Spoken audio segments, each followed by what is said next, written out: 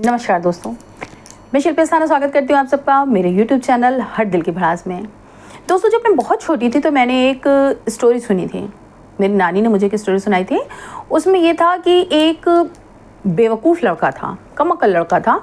उसको कहीं से एक सोने के अंडे देने वाली मुर्गी मिल जाती है, तो वो रोज़ एक सोने का अंडा देती है। वो लड़का इस चीज़ को बर्दाश्त ही नहीं कर पाता कि धीरे धीरे वो अमीर बने। वो क्या करता है, एक दिन सोचता है इस मुर्गी के पेट में तो बहुत सारे सोने के अंडे होंगे, क्यों ना मैं इसे मार दूँ और सारे अंडे एक साथ निकाल लूँ। और उसने क्या किया, एक दिन उस मुर्गी को मार डाला और जब उसका पेट चीरा तो उसे वहाँ पर कुछ भी नहीं मिला। सेम हाल हुआ है हमारे दिल्ली के सुल्तान और देश के बेटे, देश के भाई, सो एंड सो के जीजा, सो एंड सो के जमाई अरविंद केजरीवाल के साथ। बंदा जाने किस गलत फहमी में था। वैसे तो वो कहता है कि वो पढ़ा लिखा है, भाई मालूम नहीं कि उसकी जो बहुत पहले एक उनका कानून मंत्री नहीं था जिन्हें उन्होंने लॉ मिनिस्टर बनाया था, बाद में पता चला था उसकी डिग्रियां सारी नकली हैं, फर्जी हैं। नाम मुझको नहीं याद आ रहा है, काफ़ी पुराना केस हो गया। मुझे लगता है उसी की तरह इस बंदे की भी डिग्रियां नकली हैं, क्योंकि कभी अक्लमंदी वाला काम तो करता ही नहीं है। ये बंदा समझ रहा था कि लोकतंत्र में ये राजतंत्र चला रहा है। इसे लगा रहे वाह, मैं तो दिल्ली का सीएम, रहती दुनिया तलक मैं दिल्ली का सीएम रहूँगा। पहली बात तो उसे मौत नहीं आएगी, क्योंकि भगवान भी डरेगा। ऐसे धूर्त, ऐसे झूठे, ऐसे मक्कार को भगवान क्यों बुलाएगा, सबसे बड़ी बात। दूसरी बात, उसको लगा इन केस अगर कुछ होता भी है तो उसके बाद उसकी बच्चे, फिर बच्चों के बच्चे उस चीज़ को भोगेंगे जो वो खड़ा करके जा रहा है। यही सोच करके उसने कोरोना काल में, आप सोचिए कि दिल्ली की जनता ने इसके ऊपर कितना विश्वास करके, इसे कितना कट्टर ईमानदार मान के, इसे कितना कट्टर देश प्रेमी मान करके इसे दिल्ली की सत्ता सौंपी। इसने शुरू से फर्जी काम किए। शीला दीक्षित के लिए जब ये 3,500 के पन्ने लहराता था कि मेरे पास 3,500 की रिपोर्ट है, 3,500 पन्नों की रिपोर्ट है, और मैं जैसे ही मैं आऊँगा मैं शीला दीक्षित सिंह ये कर दूंगा, मैं शीला दीक्षित सिंह वो कर दूंगा। वो बंदा जब पहली बार सीएम बना तो कांग्रेस के समर्थन से, और फिर भी दिल्ली की जनता जगी नहीं। मुझे तो ताज्जुब ये होता है कि दिल्ली की पढ़ी लिखी जनता ऐसे मकार, ऐसे धूर्त की शातिरता को क्यों नहीं समझ पाई। चलिए छोड़िए, वो तो दूसरा मैटर है, उस पर फिर कभी बात करेंगे। अभी हम बात कर रहे हैं इसके शीश महल पर। इसने कोरोना काल में सोचा कि इस समय सबका दिमाग तो, मतलब कोरोना इतनी बड़ी त्रासदी थी कि विश्व में सबका दिमाग उसी में फंसा हुआ था। इसने मौके का फ़ायदा उठाया और क्या बताया कि भाई ये सीएम आवास जो है ना, वो रेनोवेशन मांग रहा है क्योंकि इसकी छत गिर सकती है, मेरे बूढ़े माँ बाप जो हैं वो घायल हो सकते हैं, ये वो करके उसने पास करवाया कि ये सीएम आवास का रेनोवेशन होगा। उसने रेनोवेशन के लिए क्या किया कि अपना बजट वगैरह पास करा लिया। आप ये भी देखिए इसकी धूर्तता कि अगर 10 करोड़ से ऊपर का कोई बजट होता है तो वो सीएम सैंक्शन नहीं कर सकता है उस बजट को, उसे वो एलजी के पास भेजना पड़ता है। इसलिए इसने रेनोवेशन के नाम पर जितने भी कहना चाहिए कि इनवॉइसेस भेजी होंगी, वो सारी की सारी 10 करोड़ से नीचे की रखी गई। 8 करोड़, 9 करोड़, और एक तो इनवॉइस 9.99 करोड़ की थी। ये इसकी मतलब शातिरता और इसकी धूर्तता देखिए।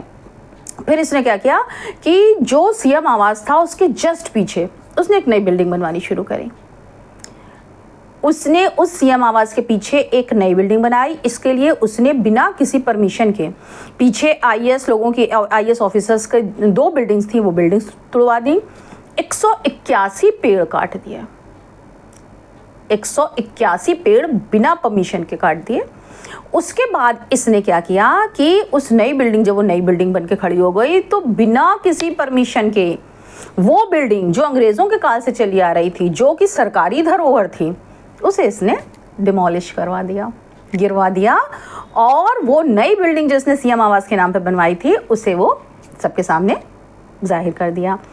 इसने जब कंस्ट्रक्शन कराया तो एक चालाकी और करी कि आगे इसने चारों तरफ हरे रंग के पर्दे लगवा दिए थे, जिससे पता ही ना चलने पाए कि इन पर्दों के पीछे क्या चल रहा है। सुनने में तो आया है कि अपने घर में हेलीपैड भी बनवाने वाला था, कि ताकि ये जो कहते हैं एयरपोर्ट वगैरह पे इसे फालतू के ये चेकिंग वगैरह में या फालतू की लफड़ों में पड़ना ना पड़े, सीधे अपने घर से बैठे और जहाँ पहुँचना हो वहाँ उड़ के चला जाए।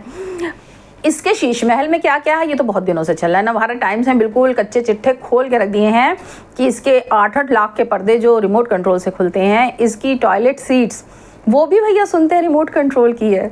मैंने तो शोकेस में भी आज तक ऐसी नहीं देखी भैया। आप जाएंगे कहीं किसी बड़े शोरूम में तो भाई कहेंगे कि हमें भी एक बार दिखा तो दो ही कि हमारा दिल्ली का सुल्तान जो कहता था कि मैं आम आदमी हूँ, मैं आम आदमी हूँ, ना तो मैं गाड़ी लूँगा, ना तो मैं बंगला लूँगा, ना तो मैं सुरक्षा लूँगा। मतलब भगवान ने इसे किस मुहूर्त में बनाया होगा, मुझे तो सोच सोच के इतना ताज्जुब होता है। हजारों लोमड़ियाँ मरी होंगी तब ये केजरीवाल बना होगा। उन्हीं लोमड़ियों के कहना चाहिए डीएनए से केजरीवाल को बनाया गया होगा। तो इसने इतनी धूर्तता करी, क्या सोच के करा था कि जिंदगी भर ये दिल्ली का सीएम बना रहेगा और ये क्या कहते हैं जो सरकारी खजाने से पैसा निकाल के कहना चाहिए टैक्स पेयर के पैसे से, दिल्ली की जनता के पैसे से जो ये राजमहल बनवा रहा है, जो ये शीश महल बनवा रहा है, इसमें रहती दुनिया तो तलक बसा रहेगा।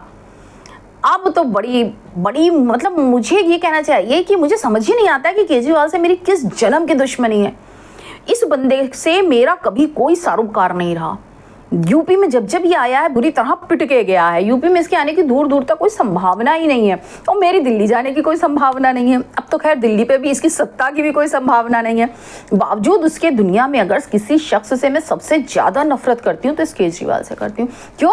क्योंकि ये झूठ बोलता है, ये मक्कार है, ये देशद्रोही होकर के अपने आप को कट्टर देशभक्त बताता है। ये अपनी बराबरी शहीद भगत सिंह से करता है। मैं तो कहती हूँ इसके ऊपर भी मानहानि का, अगर मैं वकील होती तो मुझे पता नहीं मैं इसके ऊपर कितने केस कर चुकी होती।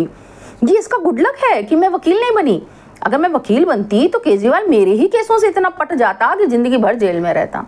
तो अब तो भाई सुनने में आ रहा है कि चूंकि शीश महल का निर्माण ही गैर कानूनी है, इसलिए अब शीश महल पे बुलडोजर चलेगा। हालांकि तकलीफ होगी कि जनता के टैक्स का इतना पैसा बर्बाद हो जाएगा, लेकिन फिर भी ऐसे मक्कारों को, ऐसे धूर्तों को ये सज़ा देने के लिए अगर हमारे देश में ये कानून बना है तो बहुत बेहतरीन बना है। तो एक बार मैं फिर अपनी दिल्ली की जनता से अपील करना चाहूँगी कि भाई अब कम से कम इस धूर्त से सचेत हो जाओ। इस मक्कार को अब कभी भी अपना करियर खड़ा करने मत देना। इसी के साथ मैं अपना एपिसोड यहीं समाप्त करती हूँ। दोस्तों, अगर आपको मेरे वीडियोस अच्छे लग रहे हो तो प्लीज़ इन्हें लाइक कीजिए और शेयर कीजिए, मुझे सब्सक्राइब कीजिए। जय हिंद, जय श्री राम।